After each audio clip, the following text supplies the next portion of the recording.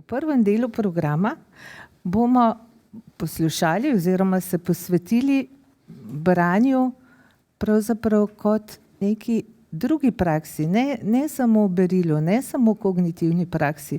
Branje je tudi telesna praksa, je čustveno doživljanje. Veliko naših občutkov se rodi prav iz tega. Nataša je prej govorila, če imamo starše, ki so topli, ki se usedejo z nami, ki se zvečer uležejo z nami in berejo. Vsi imamo verjetno taka občutja. O tem se bomo pogovarjali v prvem delu kolokvija, ki ga bo izpeljala doktorica Ana Vogrinčič-Čepič, ki trenutno še ni z nami. Z nami je pa tudi že gospa Marija Imperl, ki bo pa njena sogovornica. Skratka, prikazali oziroma pokazali bomo, kako se da o branju še drugače pogovarjati in mogoče, tako kot je Nataša prej povedala, popraviti tudi kakšen ključ, tudi kakšen občutek. Ti občutki so lahko prijetni ali pa neprijetni. Sami sebi potem rečemo, ja, jaz sem dober bralec, slab bralec, mene branje zanima, mene branje ne zanima, jaz ne berem.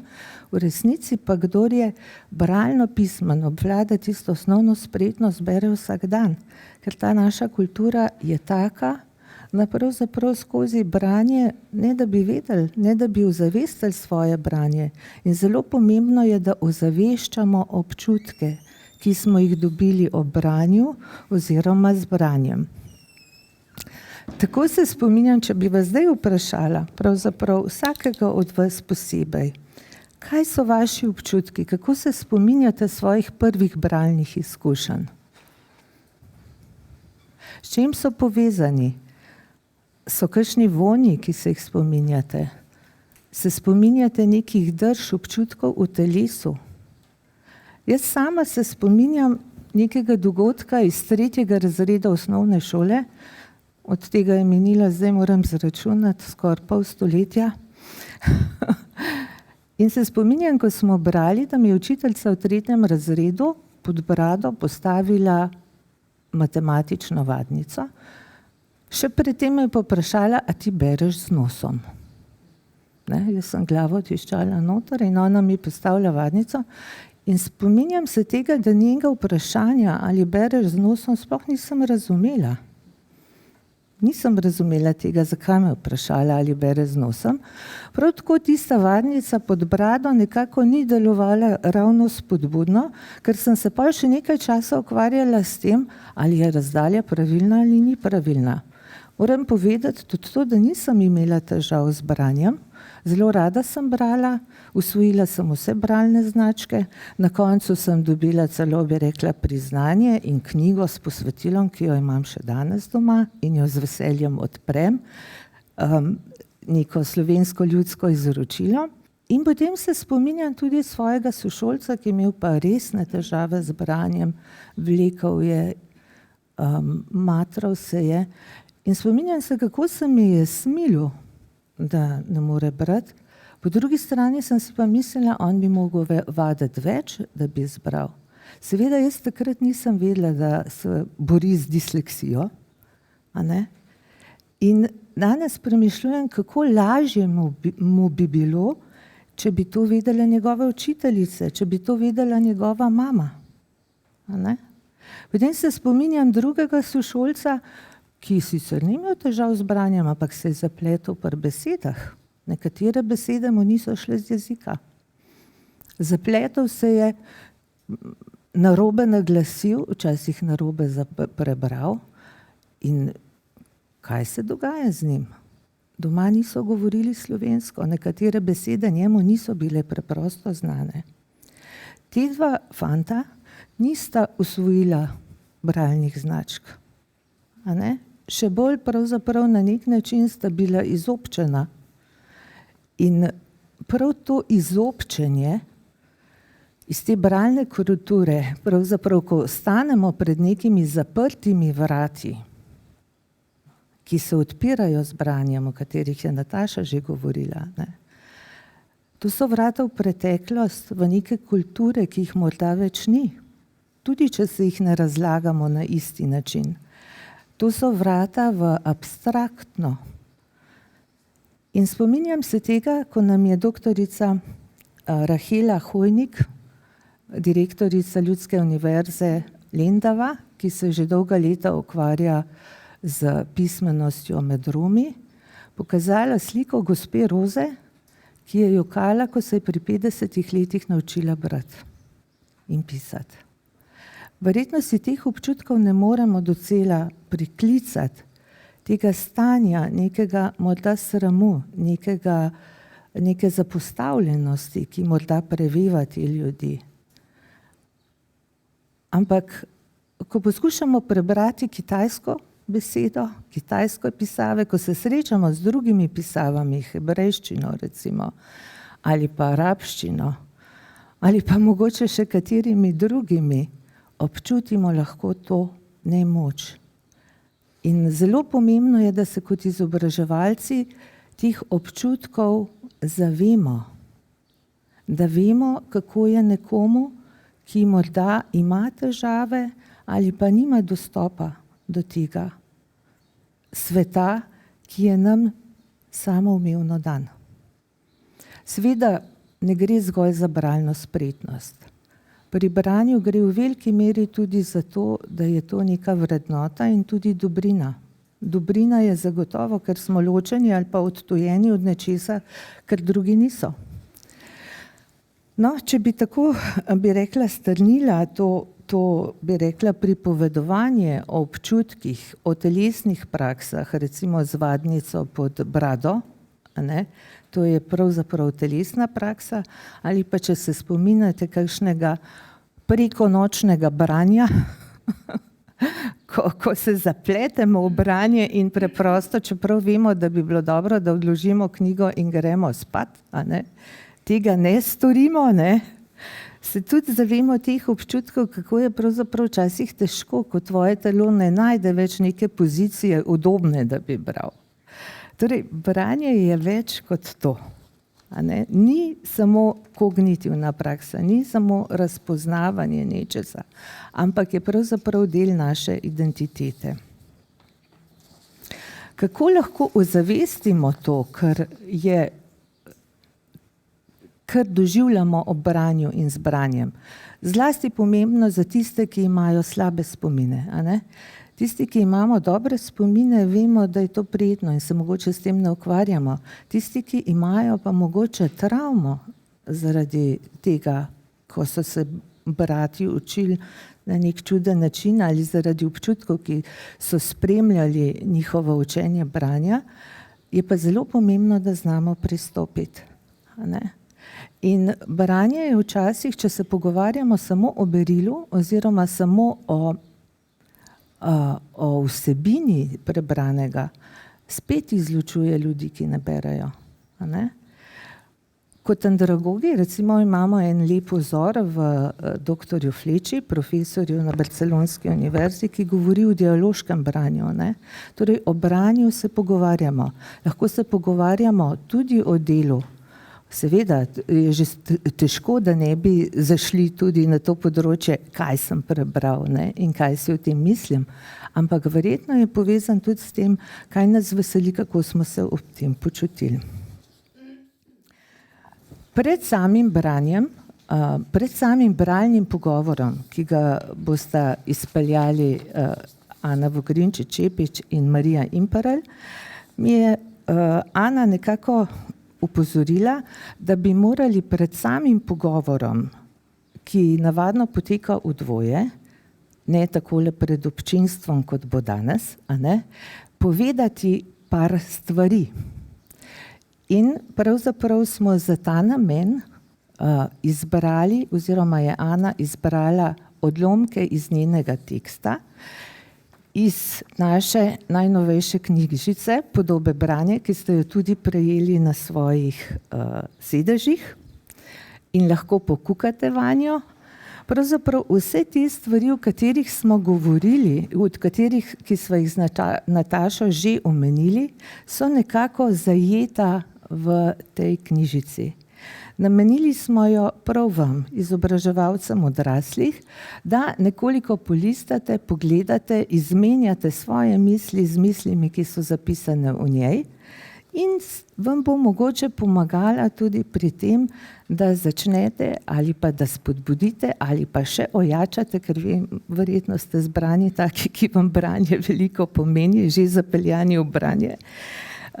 Vam bo pomagala mogoče vas navdihnila mogoče skozi kakšen zgled, primer, in pomagala pravzaprav peljati branje v prakso izobraževanja odraslih. Ne vem, kakšne so vaše izkušnje, ampak skrbi me, ko slišim, da na univerzi recimo ljudje prodajajo zapiske, a ne? Da pravzaprav je tega branja izvirnikov manj, kot ga je bilo. To je na nek način zaskrbljujoče, a ne? Ker zapiski so že neka interpretacija oziroma neka selekcija povedanega ali pa napisanega, a ne?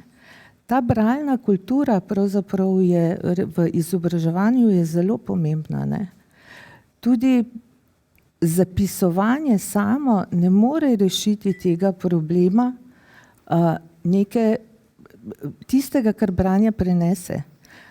Tudi če pogledamo, glasno branje veliko dlje traja kot tiho branje, a ne? Ko beremo tiho, gremo hitro skozi strani. Ko bom brala ta isti tekst, ki ga je pripravila Ana Vogrinčič Čepič, bo vzelo to več časa, kot če bi brali potiho.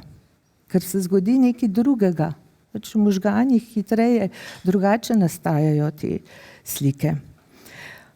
Mogoče, če se sprehodam malo čez to knjižico in čez poglavja, ste si verjetno že ogledali. Zelo zanimivo se nam je zdelo, da smo pritegnili k sodelovanju prav vse naše, bi rekla, sodelavce, ki sodelujejo pri tej, kako temu rečemo, promociji branja in širjenju bralnega virusa, kot smo že slišali v preteklosti.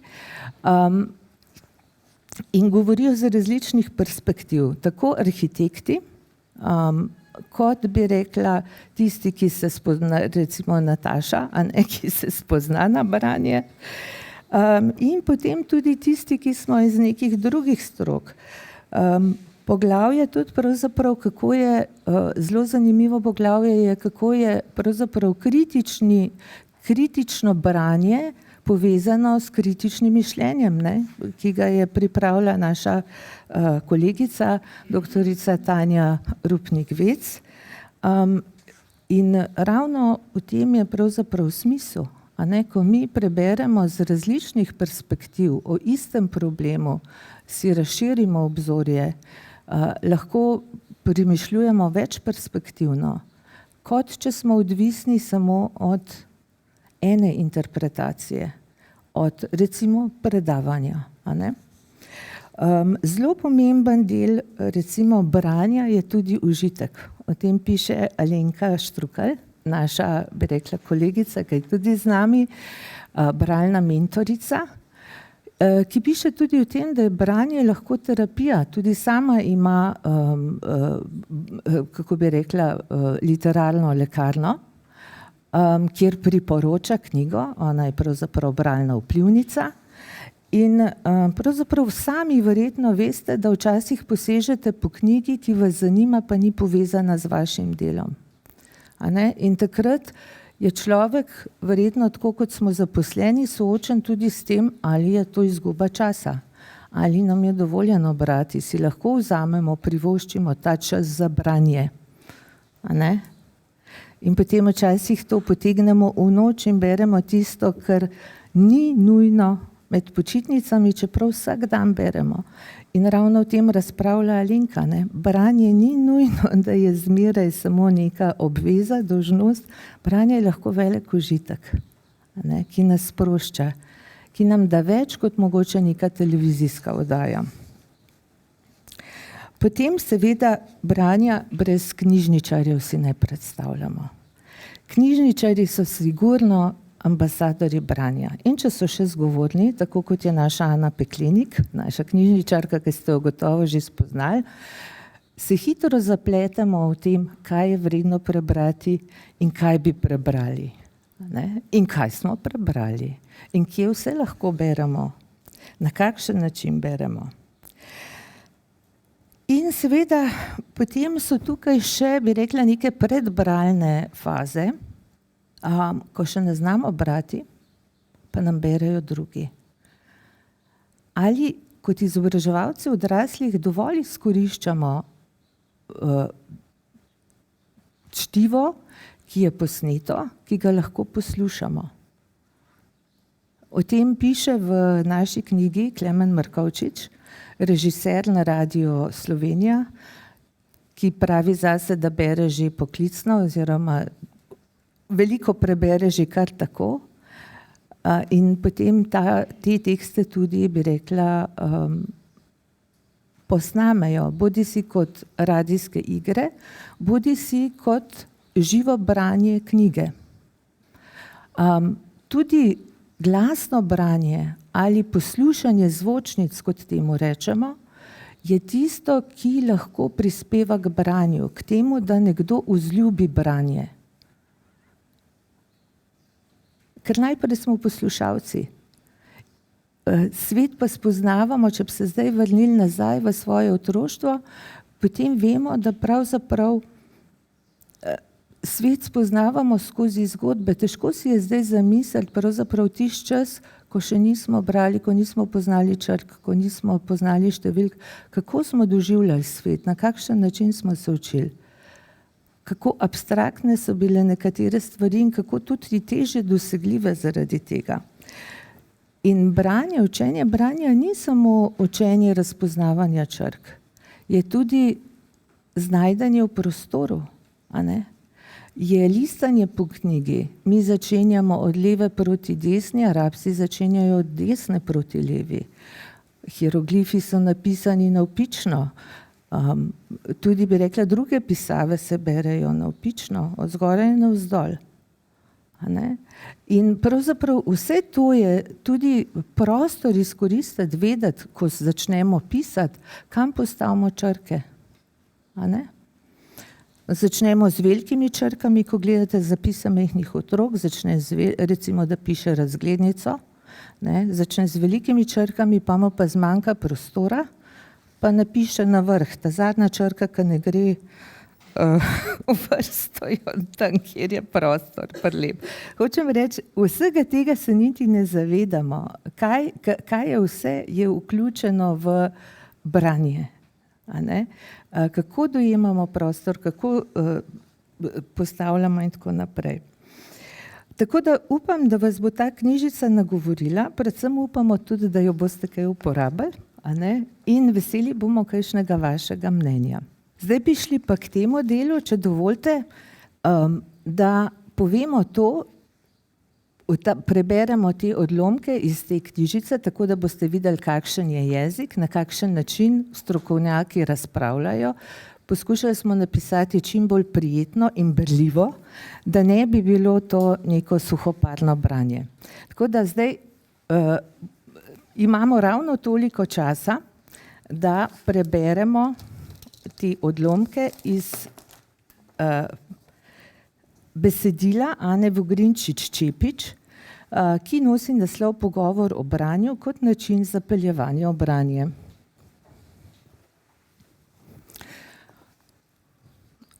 V prispevku predstavljam koncept bralnega pogovora, kot sem ga razvila skozi raziskovalno prakso večletnih individualnih in skupinskih intervjujev. Branje je veliko več kot umska praksa dešifriranja pomenov. Vpisuje se v konkreten čas in prostor in pomeni kakršnokoli srečanje konkretnega telesa s konkretnim nosilcem besedila. A ko pomislim na branje, večinoma pomislimo na tisto, kar beremo, na predmet branja torej. Branje kot praksa, načini, kako to počnemo, kako se spreminjamo kot bralci, kaj vse vpliva na naša bralna razpoloženja, pa praviloma ni nekaj, o čemer bi razmišljali ali sploh ozavestili, kaj šele ubesedili in postavili za temo razprave. Bralni pogovor pa se osredotoča prav na branje samo, ali bolje rečeno na naša branja, saj tematizira osebno bralno izkustvo. Res, da je branje vedno nujno branje nečesa in v tem smislu ni samostoječa praksa, a omejevanje na samo čtivo oziroma na golo recepcijo razvrednoti pomen drugih dimenzij bralnega procesa in zanemari pomen konteksta, v katerega se umešča. Predpostavlja tudi, da so bralni slogi nepomembni ali da vsi beremo bolj ali manj enako, zato o tem nima smisla posebej razpravljati.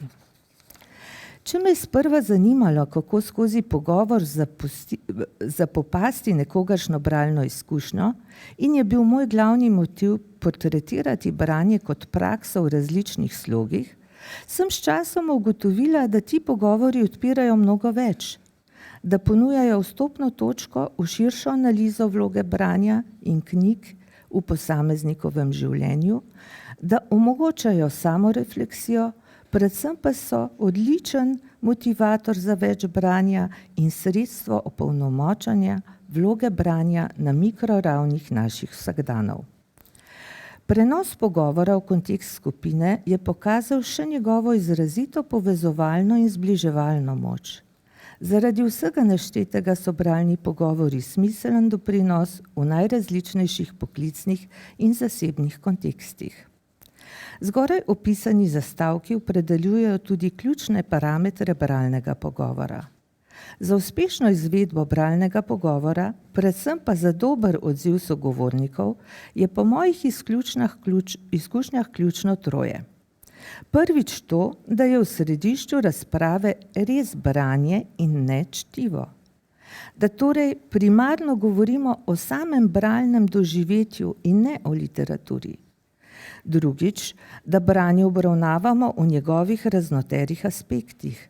Ne le kot miselno, pač pa tudi kot telesno in emocionalno, torej čutno in čustveno prakso. In tretjič, osebni pristop. Vse prevečkrat je osebno podcenjeno, v resnici pa nam lahko služi kot izhodišče, iz katerega lahko črpamo vsi, vsak s svojimi izkušnjami in tako tudi daleč pridemo. Vse tri predpostavke se med seboj podpirajo in povezujejo. To, da je v središču razprave branje in ne čtivo, pomeni, da nas zanima predvsem, kako beremo in ne le, kaj beremo. Gre za to, da namesto besedila kot predmet obravnave izpostavimo samo bralno izkušnjo, s tem pa temo branja odpremo, jo naredimo dostopno, saj je to nekaj, o čemer lahko vsak kaj pove. Vsak ima namreč vsaj neko bralno izkušnjo, četudi se morda niti nima zares za bralca, čeprav je nazadnje bral v osnovni šoli ali pa bere samo na dopustu. Pogovor o branju kot takem je zato veliko bolj povezovalen in vključujoč, medtem ko pogovor o neki konkretni knjigi vselej nujno privilegira tistega, ki je besedilo prebral in je hitro omejujoč, celo izključevalen, če na primer niti ne poznamo avtorja, ker lahko komu vzbudi občutek neadekvatnosti ali celo manjvrednosti. Pri tem je ključno, da razumevanje branja in tega, kaj pojmujemo kot čtivo, zastavimo zelo na široko. Brati je nenazadnje mogoče marsikaj in na različne načine, od stripov in kuharskih knjig, blogov in priročnikov, do klasičnih romanov in zgodovinskih študij. Vključno z branjem na zaslonih in poslušanjem zvočnih knjig. Kako govoriti o branju samem po sebi oziroma o čem potem sploh govoriti?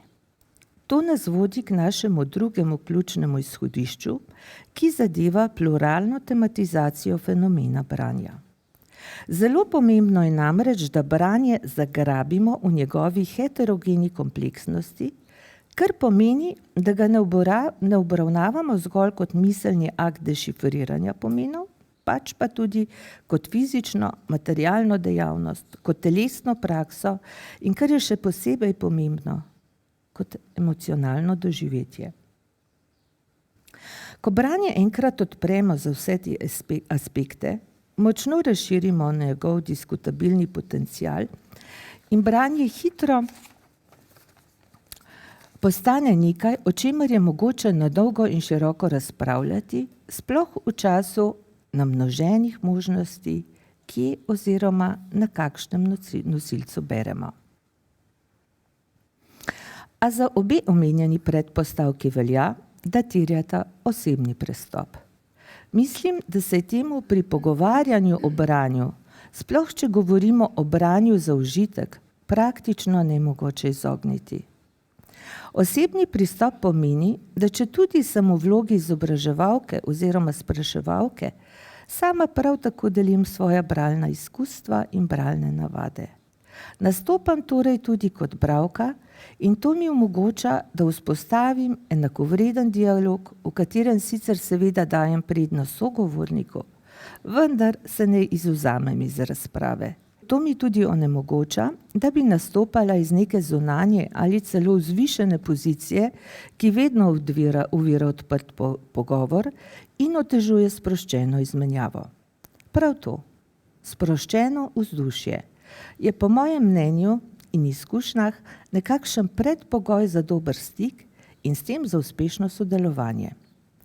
Šele tako se lahko vzpostavi pristno zaupanje, odprta konverzacija in varen prostor, kjer ni noben odgovor napačen in je vsak prispevek dobrodošel.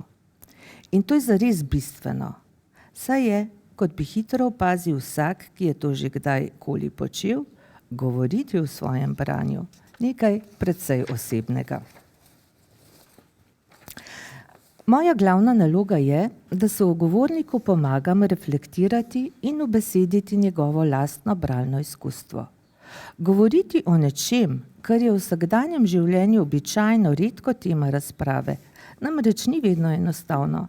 Sploh, če se zdi, da gre za nekaj samoumevnega, vsepovsodnega, morda v očeh nekaterih celo trivialnega, kot je branje. Pri tem je ključno, da svoje sogovornike vseskozi obravnavam kot eksperte iz lastne izkušnje. In da tudi sama sodelujem ne s položaja oddaljenega vsevednega spraševalca, pač pa kot nekdo, ki je prav tako bralec s svojimi lastnimi izkustvi in preferencami. Moje eksplicitno izraženo zanimanje zanje jih opolnomoči za sodelovanje in sproži tudi nekakšno samoopazovalno radovednost, s katero potem skupaj lažje raziskujemo njihovo bralno vedenje. Ko vidijo, da s svojimi odzivi ne morejo zgrešiti, se običajno vidno sprostijo in ohrabrijo, to pa je ključno za odprt in pristen pogovor, ki zlahka traja 1,5 do 2, celo več. Ga pa je seveda mogoče skrajšati oziroma že naprej omejiti izbor vprašanj, kar bomo naredili danes.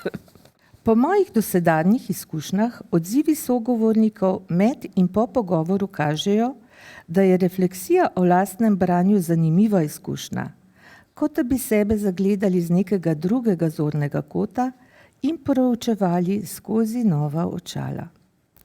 Analiza našega bralnega vedenja razširi vedenje o nas samih in deluje kot spoznavanje še ene plasti naše identitete.